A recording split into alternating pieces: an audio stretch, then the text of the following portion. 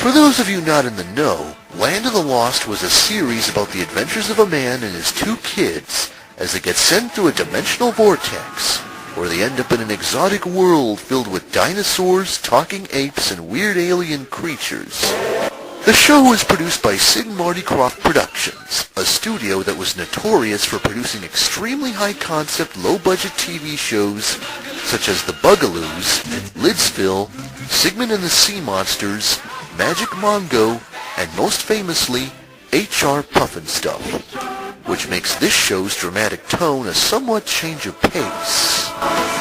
It ran for 3 seasons from 1974 to 1977, and in the early 90s, Nickelodeon would produce a revival of the series, with better graphics and a new set of characters, and the one I sort of grew up watching. But that's not what we're going to review today. Instead, what we're going to look at is the far more recent and far shittier Land of the Lost movie. Yes, in 2009, Universal decided it was time to revive this franchise for a whole new generation to experience. But there was just one problem. Will Ferrell was starring in it, which means one of 2 things. One being that he's trying to branch out to do more serious stuff. You have to understand that this isn't a story to me, it's my life. I want to live. Oh, first than you stupid boy, so shut up and leave me alone! And show his potential as an actor. You're definitely in predator mode. Give me a tired of being wrong! I do! I really do! Or it could mean that fans of the franchise have just been royally fucked over. Which one is it? We'll soon find out. This is Land of the Lost. So we start off with the old school Universal logo as we somehow wind up in Prometheus? Things start off promising with this opening scene, but as soon as the title passes, things go way downhill as we end up on the Today Show, where Matt Lauer is interviewing Rick Marshall, played by Will Ferrell, regarding his novel on time warp technology. Matt Lauer then tries to call him out on this, and Rick decides to go all Tommy Davis and storms off the set. You wouldn't bring that up, all right? It's a fair question. No, it's not. It's a hatchet job. When we come back, trampolines, summer fun or summer... Only to come back to try and tackle him.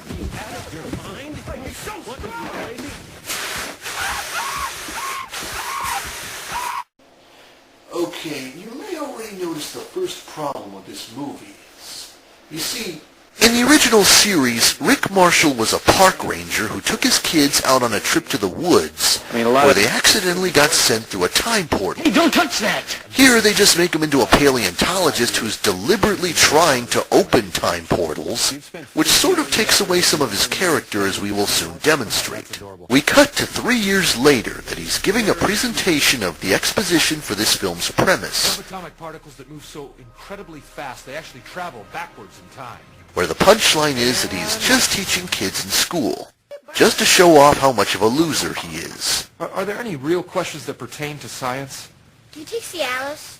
Why were you crying in the bathroom before this presentation? How come it looks like you're about to cry now? Do dinosaurs have boobs? That's it. That's it. Everybody out of here. He meets a British scientist named Holly who's been studying his work for years, instead of being his daughter like in the show. He explains that he was kicked out of his field and reduced to a science teacher while eating an M&M's donut. That way when you finish the donut, you don't have to eat any M&M's. Which I guess we're supposed to be laughing at. Don't make it. It's your own damn fault. She shows him a fossil containing an imprint of his cigarette lighter. That fossil is over 265 million years old with an imprint of a $10 lighter. Wow, it's like he dropped it on some kid's plaster mold of a fossil and just forgotten about it. We later cut to his lab as he's experiencing a food hangover, as we see he finished his plot device and he starts mouthing off product I placement. thought a trip to Arby's might give you some courage. Then I hit Popeyes, Del Taco. 14,000 calories later, I found myself down at Subway. After some pointless gags, they head off to a testing field where they can make even more pointless gags. Bottle rockets, Twitter glitters, dancing butterflies. This little bitch here I call the Mexican vasectomy. It's here where we meet Will, played by Danny McBride, who is also not Rick's son in this movie. This little travel mug I like to call the perfect woman. Big old set of boobies, no head, and a handle. And now we come to the film's second problem. It doesn't know what audience it wants to gear towards. It has this little tie-in with Subway, done in a way that makes you think the film is for kids. And yet here we are with some extreme adult humor that only the most irresponsible of parents would take their kids to see. You know who you are.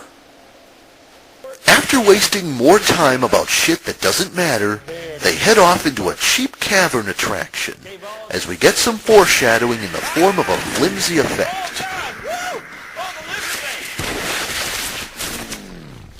This leads to them going into a time portal, which has nowhere near the charm as the intro, and they end up in a desert.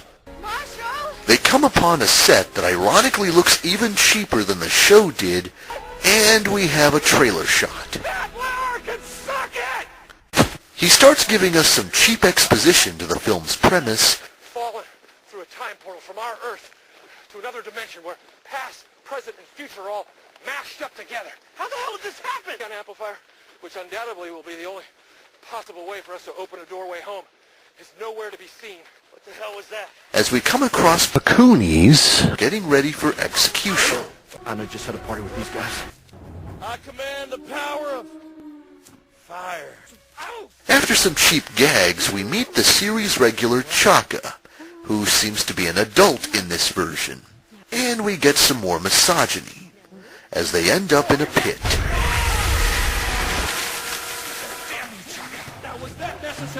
They start making fun of the language made specifically for the series, again showing how much the filmmakers think they're better than the writers of the series. They end up tangled, as they only now notice the bones on the ground as we meet Grumpy, and...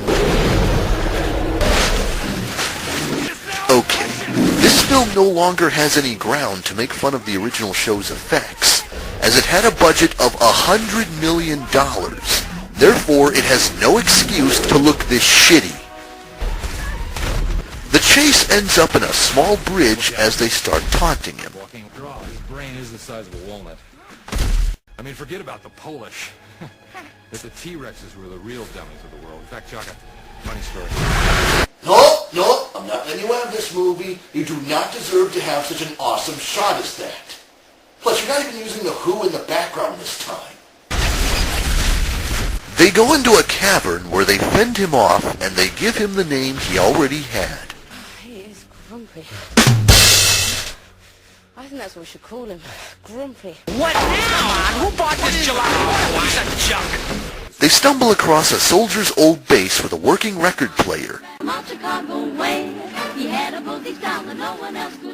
And they contemplate what to do with Chaka. Obviously, he has feelings, okay? Doesn't have feelings. Man, come on, look at him. He's adorable. He's a little cuddle machine. What? Yeah, at least you could do is let him defend himself. They hear cave knocking as Grumpy delivers a walnut, referencing the joke of a T-Rex having a brain that size. Well, obviously this is between you and him. He starts up his exposition cam as he makes even more pointless referential humor. I've been thinking about this a lot, actually. If Chaka meat were the secret ingredient on Iron Chef, I'm sure Bobby Flay would probably serve it with roasted red peppers, a dash of cumin, a braised polenta. The others come back with food, and they see that it's infested. They then get a plasma discharge where he gets a signal from what appears to be Enoch. Please. I will. This leads them to a beacon where they start dicking around some more. Hey, maybe this is where ancient ancestors hosted the Latin Grammys. Just picture Santana hauling this sucker out. I wouldn't touch that, all right? Do you believe in love after love? I can feel something inside me. Yeah, I'm sure that South Park beat you guys to this joke by about 10 years.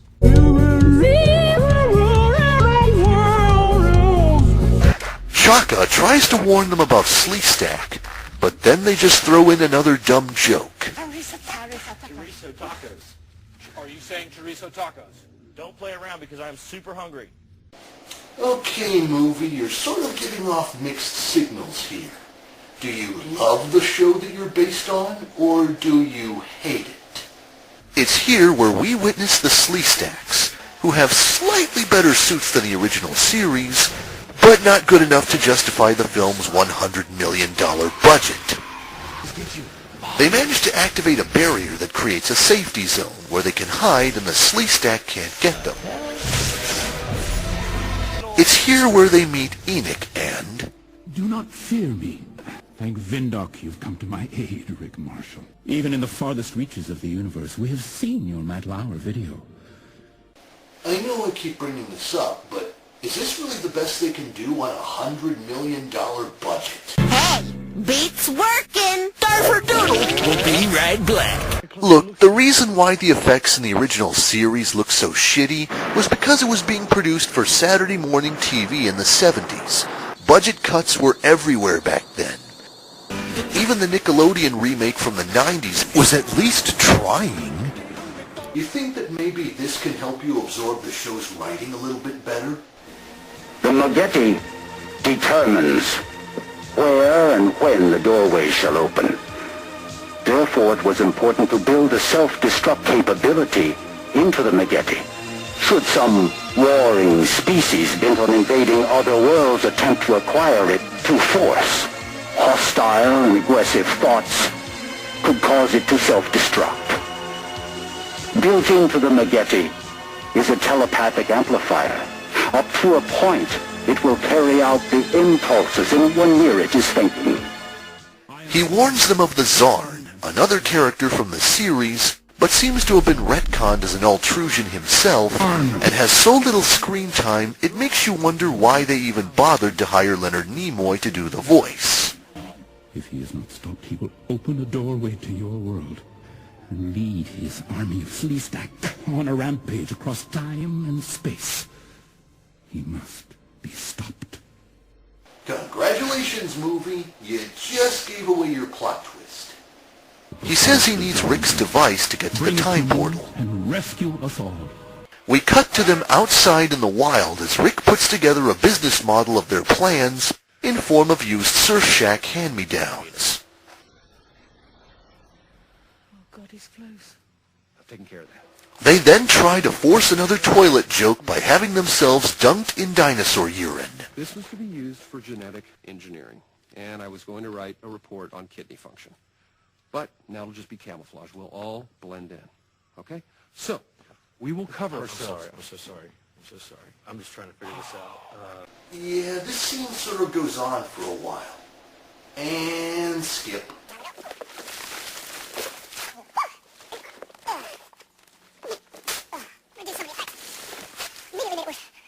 We'll probably have to be doing... Kakashi, what are you doing? The button's stuck. What the hell? Oh, you fast-forwarded wrong.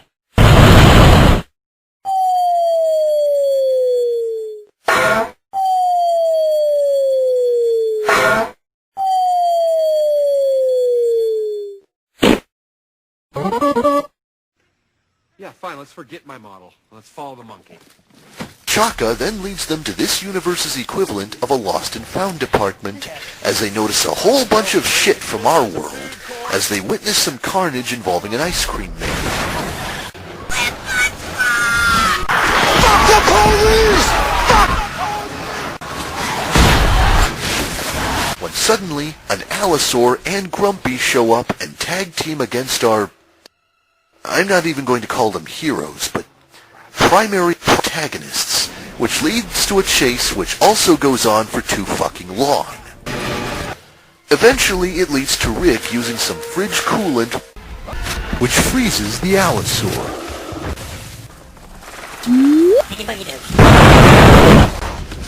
They eventually find the device as it's taken away by a pterosaur, and Rick just gives up. Yeah, we're pretty much on the same boat with this one.